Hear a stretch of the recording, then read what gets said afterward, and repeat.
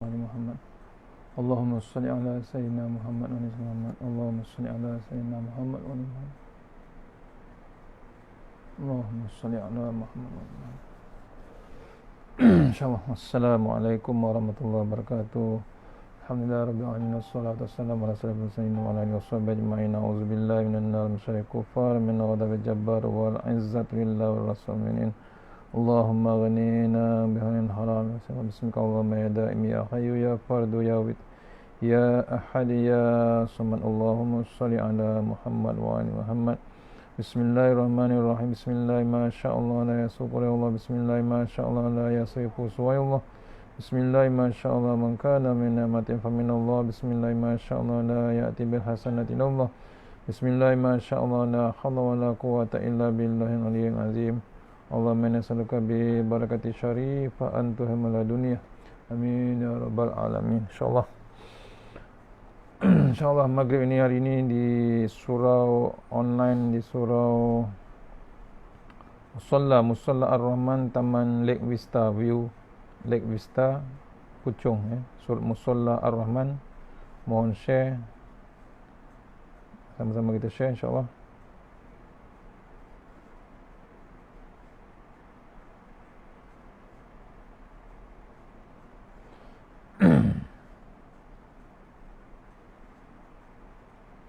Sama-sama kita share insyaAllah.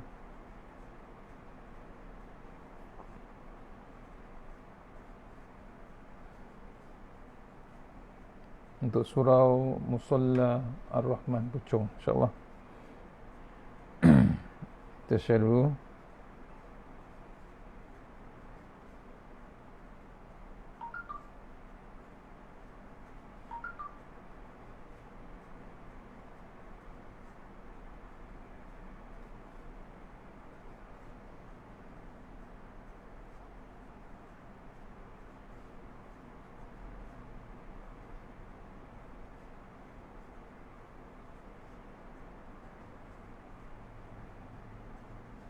InsyaAllah. Teruskan. Assalamualaikum warahmatullahi wabarakatuh. Alhamdulillah, jumpa kita untuk pengisian maghrib kita hari ini. Mudah-mudahan pengisian yang sebentar ini dapat kita bawa menghadap Allah Ta'ala dia masyarakat insyaAllah. Untuk terus pada surau online, untuk surau Musalla Ar-Rahman Puchong. Kita mula dengan surah Al-Fatihah insyaAllah. Bismillah. Iya,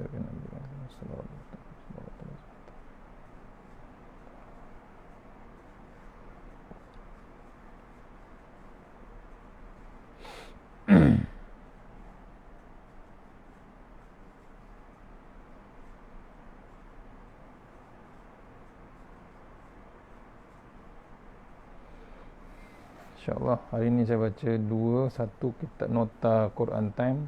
Kemudian kita sentuh sikit sambungan pagi tadi, iaitu bab Amar Ma'ruf Nahi Munkar insyaAllah. Kita tengok mau ke surat 277 ayat 108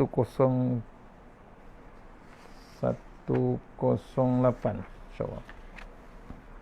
Ya, teguran Allah Subhanahu Wa Taala, Al-Baqarah, teguran Allah Taala pada kaum Bani Israel ya. Kita tengok Al-Baqarah ayat 108 insyaallah. Auzubillahi minasyaitonirrajim. Am turiduna an tas'alu rasulakum kama su'ila Musa min qabl wa man yatabaddalil kufra bil iman faqad dhalla sawa'as sabil. Sadaqallahul azim. Al-Baqarah 108 yang bermaksud, atau kamu hendak meminta kepada Rasulmu yakni Muhammad SAW seperti halnya Musa, yakni yang pernah diminta oleh Bani Israel dahulu. Barang siapa menggantikan keimanan dengan kekafiran, maka sesungguhnya dia telah sesat daripada jalan yang lurus. Ni sambungan daripada 107, iaitu kita ulang balik ke pengajaran 107, kewajipan untuk tunduk kepada Allah Ta'ala dan redha terhadap hukum-hukum Allah Ta'ala serta tidak berpaling daripada Allah Subhanahu Wa Ta'ala. Ya, dalil Al-Quran di luar campur tangan Nabi Muhammad SAW. Yang ketiga, belajar menghayati keagungan, kebesaran dan kesempurnaan Allah Subhanahu Wa Taala. Disambung ini, ya, teguran Allah Taala pada Bani Israel ayat 108, atau kamu hendak meminta kepada Rasulmu yakni Muhammad SAW seperti halnya Musa yang pernah diminta oleh Bani Israel dahulu. Barang siapa menggantikan keimanan dengan kekafiran, maka sesungguhnya telah sesat daripada jalan yang lurus. 108. InsyaAllah. Mohon cek suara.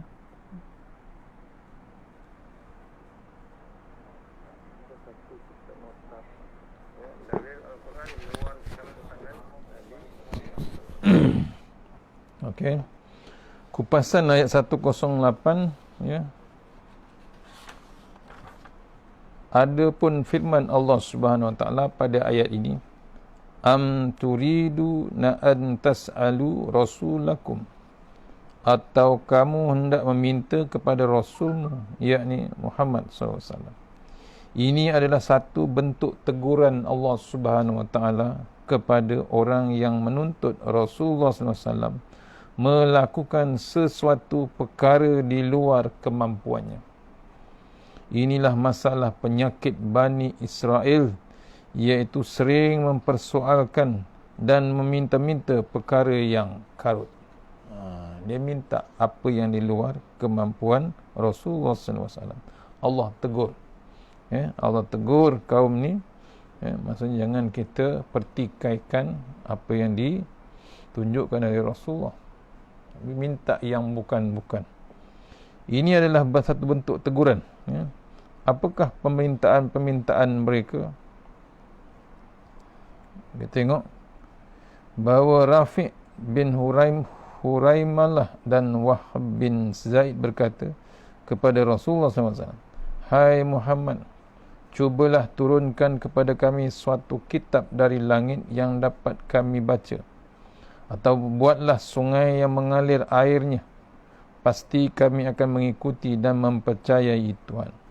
Maka Allah SWT menurunkan ayat ini sebagai peringatan agar umat Islam tidak meniru Bani Israel dalam mengikuti ajaran Rasulullah SAW. Diriwayatkan oleh Ibnu Abi Hatim daripada Sa'id atau Ikrimah yang bersumberkan daripada Ibnu Abbas. Ni dia bukan tegur, Allah tidak tegur Bani Israel saja. Sebenarnya Allah nak mengikatkan kita ni, umat akhir zaman. Jangan dipertikaikan kuasa Allah Ta'ala, jangan dipertikaikan Rasulullah SAW. Ayat ini adalah tentang pertanyaan mereka kepada Nabi Muhammad SAW. Allah SWT menggunakan perkataan Rasulakum, Rasul kamu, kerana Nabi Muhammad SAW adalah Rasul mereka sekarang. Di dalam ayat sebelum ini, mereka mempersoalkan mengenai Allah Subhanahu Wa Taala, memansuhkan kitab-kitab mereka dan hukum-hukum di dalam agama. Kali ini mereka mempersoalkan pula tentang kenabian Muhammad sallallahu alaihi wasallam. Dipertikaikan kitab yang lama, kemudian dikeluarkan kitab Al-Quran. Itu pun dipertikaikan. Inilah yang mereka lakukan dahulu kepada Nabi Musa alaihissalam, di mana mereka mempersoalkan arahan yang disampaikan oleh Nabi Musa alaihissalam dengan mengatakan arahan itu hanyalah daripada baginda, bukannya daripada Allah Subhanahu Wa Taala. Manakala Allah SWT memberitahu bahawa orang yang bersikap keras dan tidak beradab terhadap Rasulullah SAW akan beroleh musibah berupa kerasnya hati dan menjadi kufur. Firman Allah SWT, wa man yatabaddalil kufra bil iman faqad dalla sawa'as sabil. Barang siapa menggantikan keimanan dengan kekafiran, maka sesungguhnya dia telah sesat daripada jalan yang lurus. Kita jangan sampai tersesat daripada jalan yang lurus. Pasal apa? Menggantikan keimanan dengan bab kekafiran. Tak yakin dengan Allah Subhanahu Wa Taala. Maksudnya dia sesat. Oleh itu, pasakkan dalam diri kita, jangan mempersoalkan apa yang Allah Subhanahu Wa Taala turunkan buat kita semua. Jangan dipertikaikan. Ayat 109 keinginan kaum Yahudi. A'udzubillahi minasyaitonirrajim.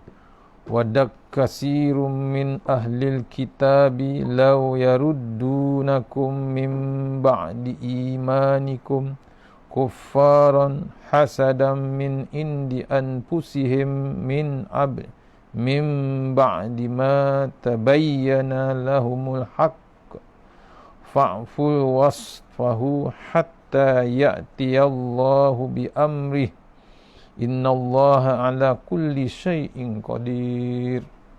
Maksudnya, ramai dalam kalangan ahli kitab menginginkan sekiranya mereka dapat mengembalikan kamu setelah kamu beriman menjadi kafir kembali, kerana rasa dengki dalam diri mereka setelah kebenaran jelas bagi mereka.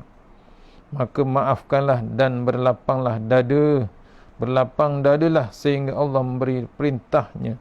Sesungguhnya Allah Maha berkuasa atas segala sesuatu. Al-Baqarah ayat 109.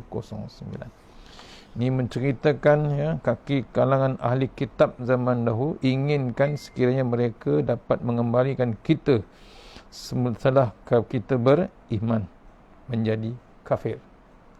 Rancangan hebat. Pasal apa? Ada bab hasad, dengki dengan siapa? Dengki dengan diri mereka, dalam diri mereka dengki setelah mereka ketahui yang kebenaran yang sebenarnya. Dah tahulah Nabi itu betul, Nabi Muhammad SAW betul, kitab Quran itu pun yang sebenar-benarnya. Hasad, dengki timbul, akhirnya memberi ruang untuk menginginkan kita sebagai kafir balik. Ini hebatnya kaum Bani Israel. Allah perintahkan kita supaya berlapang dadalah, sehinggalah Allah bagi hidayah ataupun perintahnya. Sesungguhnya Allah itu maha kuasa dan maha hebat. Kupasan ayat tersebut, Allah SWT ingin menceritakan apakah keinginan dan rancangan golongan Yahudi dan Nasrani apabila terhadap orang Islam. Mereka kalau boleh mahu orang yang beriman kepada Allah SWT meninggalkan agama mereka dan menjadi kafir. Ini kerana sifat dengki yang lahir daripada akhlak buruk mereka, serta tidak suka melihat kaum muslimin hidup dalam kebahagiaan yang dipenuhi dengan cahaya keimanan dan jauh daripada mereka daripada kekufuran. Inilah penyakit zaman berzaman Bani Israel yang tidak suka orang lain mendapat lebih daripada mereka. Bani Israel memang hebat. Bab kedengkian ni, bab tak boleh lebih daripada dia, memang hebat, berdendam semacam. Setelah Allah SWT memberitahu kepada hamba-hambanya tentang dendam yang disimpan oleh musuh-musuh mereka, Allah SWT memerintahkan untuk memaafkan dan meninggalkan kesalahan mereka. Hebat, sayangnya lagi Allah Ta'ala. Dia tak benarkan kita tidak maafkan hamba tersebut, suruh kita berlapang dada, tinggalkan kesalahan mereka, serah terus pada Allah Subhanahu Wa Taala. Begitu juga Allah SWT mengajar kita menghadapi orang yang hasad. Justru maafkan dan berlapang dadalah dengan mereka. Jangan dibalas kedengkian dengan kedengkian, keburukan dengan keburukan, tetapi balaslah dengan kebaikan dan sikap yang positif. Ini pesan kita. Dipesankan kita supaya jangan berdendam. Jangan kita dengki, bab balas dengki, kita balas balik dengan bab dengki. Buruk, kita balas balik dengan bab buruk. Silap. Tu kita kena berlapang dada atas nasihat Allah Subhanahu Wa Taala. Maksudnya sikap yang positif. Sambung terus ayat 110, solat dan zakat meraih pahala di sisi Allah Taala. Tu jauh dah begitu. Ya, 110 solat dan zakat. Tengok, a'udzubillahi minasyaitonirrajim, wa aqimus solata wa atuz zakah wa ma tuqaddimu li anfusikum min khairin tajiduhu indallah innallaha iman habima ta'maluna basir. Maksudnya, sadaqallahul azim, dan laksanakanlah solat dan tunaikanlah zakat dan segala kebaikan yang kamu kerjakan untuk diri kamu, kamu akan mendapatkannya, yakni pahala di sisi Allah. Sungguh Allah Maha melihat apa yang kamu kerjakan. Al-Baqarah ayat 110.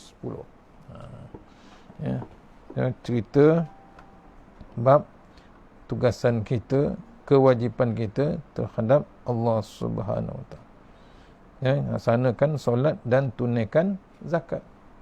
Kemudian diperintah kita segala kebaikan yang kita kerjakan untuk diri kita sendiri, kamu akan dapatkannya pahala dari Allah Subhanahu Wa Taala. Allah Maha melihat apa yang kamu kerjakan. Tak boleh selindung, kita tak boleh tipu. Kupasan ayat 10110 tadi. Dalam ayat ini Allah SWT membawakan penawar agar kita terlindung dan tidak berasa bimbang dengan tindak tanduk orang yang dibencikan, orang yang bencikan Islam. Kita ni diajar supaya bertenang menghadapi musuh-musuh Islam.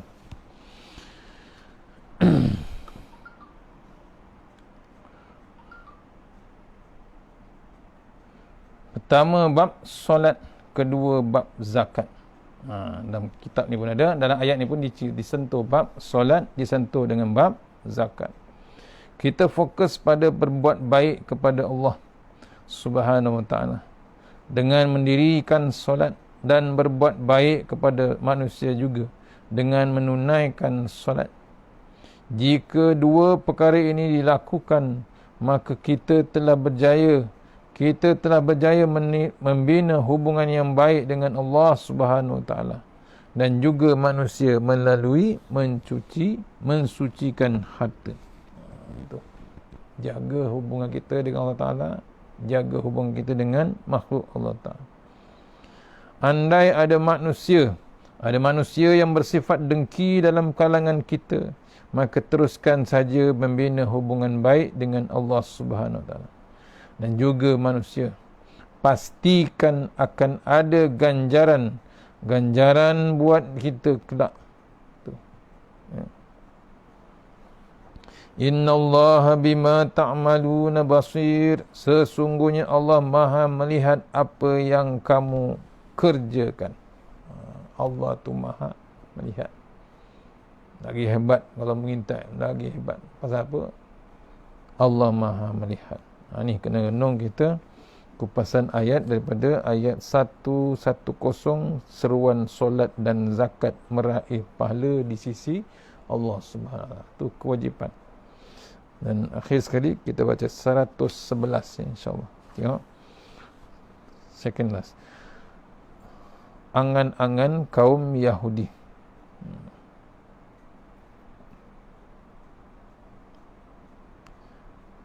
Innallaha bima ta'maluna basir. Sungguhnya Allah Maha melihat apa yang kamu kerjakan.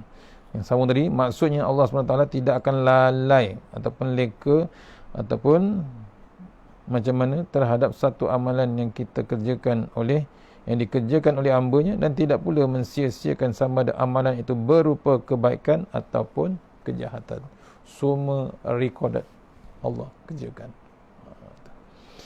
Angan-angan kaum Yahudi 111. A'udzubillahi minasyaitonirrajim. Wa qalu lan yadkhulal jannati illa man kana hudan aw nasara tilka amatiyuhun niyud, ya. tilka amaniyuhum qul hatu burhanakum in kuntum shadiqin. Sadaqallahul azim. Maksudnya, dan mereka yakni Yahudi dan Nasrani berkata, tidak akan masuk syurga kecuali orang Yahudi dan Nasrani. Tu hebatnya orang Yahudi. Ya. Dia punya hebatnya perasan dia. Dia kata apa? Tidak akan masuk syurga kecuali dengan orang Yahudi dan Nasrani. Itu hanya angan-angan mereka. Katakanlah, tunjukkanlah bukti kebenaranmu jika kamu orang yang benar. Al-Baqarah 111.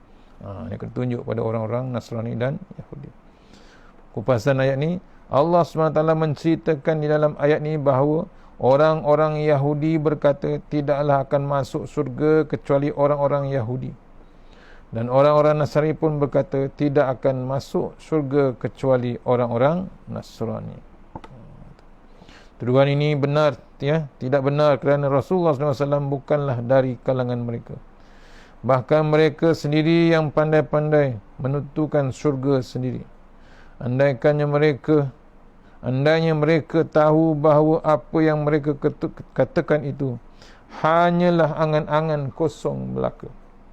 Justru andai benar mereka akan masuk surga, mereka harus berikan hujan dan keterangan, ya. Mereka harus berikan hujah dan keterangan yang jelas mengapa mereka layak untuk berada di syurga. Yahudi dan Nasrani tak ada hujah, tak ada apa, terus-terus perasan untuk boleh masuk syurga. Apa yang dapat membantu kita masuk ke dalam syurga? Syarat utama nak masuk syurga, kena info, mesej untuk kita sebenarnya. Ayat ini untuk mesej pada kita sebagai orang Islam, iaitu perlukan pada bukti untuk ke syurga. Tidak cukup hanya dengan omong kosong semata-mata. Apa bukti dia? Apa yang dapat membantu kita masuk ke syurga? Pertama, hanyalah iman dan amal soleh yang akan membantu seseorang itu masuk ke dalam syurga. Al-Quran pula sebagai huda. Ia juga sebagai penerangan, pemisah antara hak dan yang batil.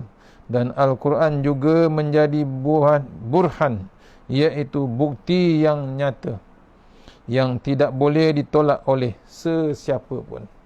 Ini syarat untuk masuk ke dalam syurga.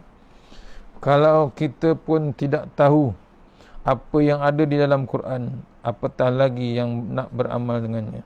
Takut nanti kita akan menjadi seperti orang Yahudi dan Nasrani yang hanya pandai berangan-angan kosong. Ingat, jangan klaim kita ini confirm masuk syurga kecuali baca, faham dan amalkan dahulu isi kandungan Al-Quran. Hendak masuk syurga kenalah ikut kehendak Allah, bukannya kehendak diri sendiri. Jika kita ikut kehendak Allah, kita pasti jadi orang yang berjaya. Ni cerita ayat 111. Ya, kena ada bab usaha untuk melangkah ke syurga kita. Tak boleh duduk diam, tak boleh terlampau selesa di dunia ini. Akhir sekali ayat 112, kita tengok, yang mewakili maksud pahala buat mereka yang berbuat baik.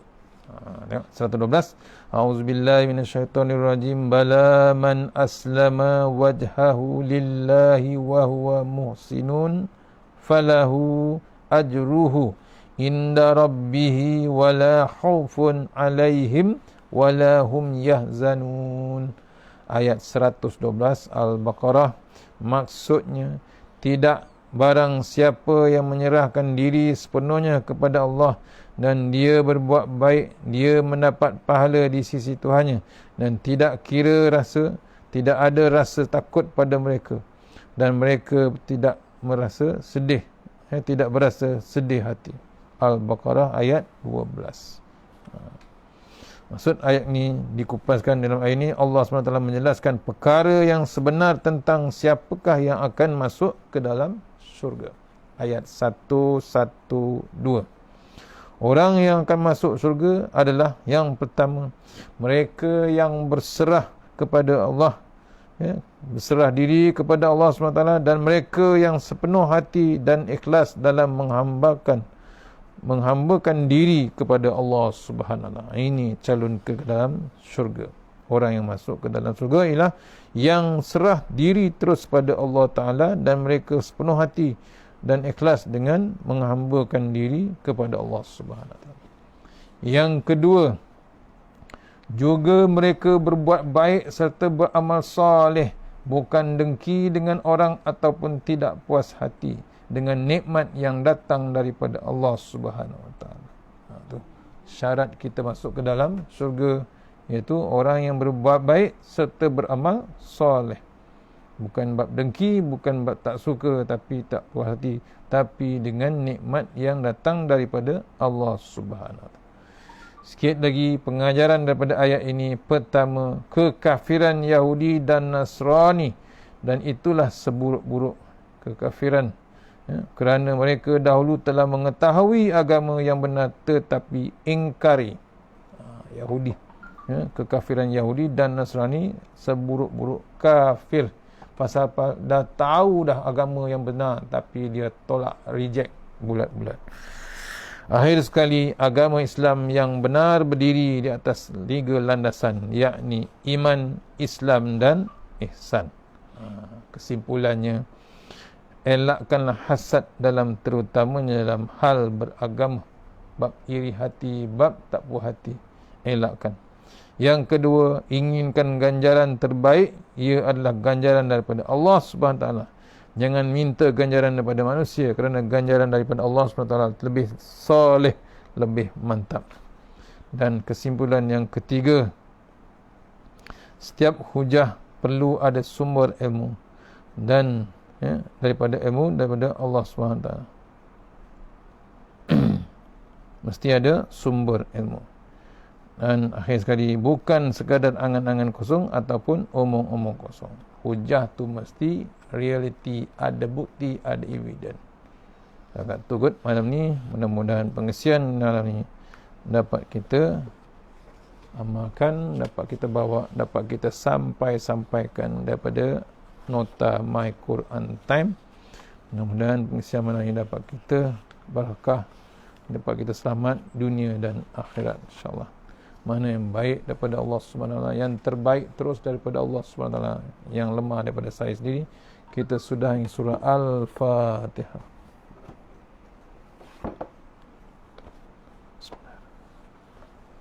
Iya kan.